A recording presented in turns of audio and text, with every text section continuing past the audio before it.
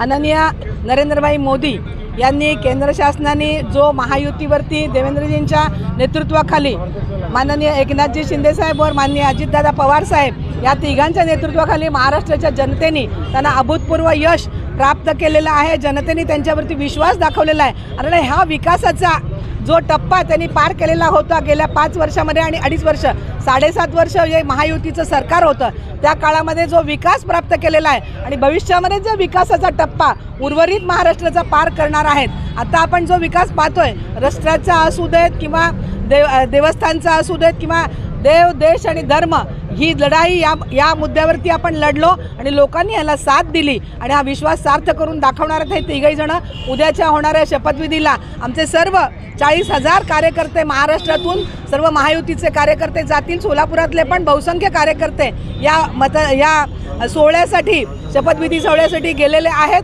माननीय अध्यक्षांच्या नेतृत्वाखाली आम्ही सर्व कार्यकर्ते इथे जल्लोष करण्यासाठी थांबलेलो होतो आणि हा जल्लोष आम्ही इथे साजरा करतोय। महायुतीचा हा जो जल्लोष आहे त्याबद्दल सर्वांना सर्व कार्यकर्त्यांना आणि सर्व पदाधिकाऱ्यांना शुभेच्छा देते। माननीय देवेंद्रजी आणि त्यांच्या नेतृत्वाखाली होणाऱ्या सरकारला शुभेच्छा। धन्यवाद। जय हिंद, जय महाराष्ट्र।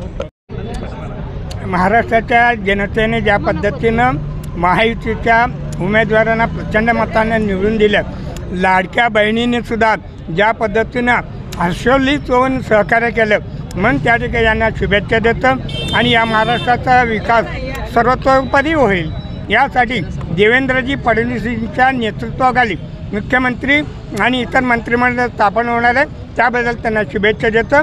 जय हिंद, जय महाराष्ट्र।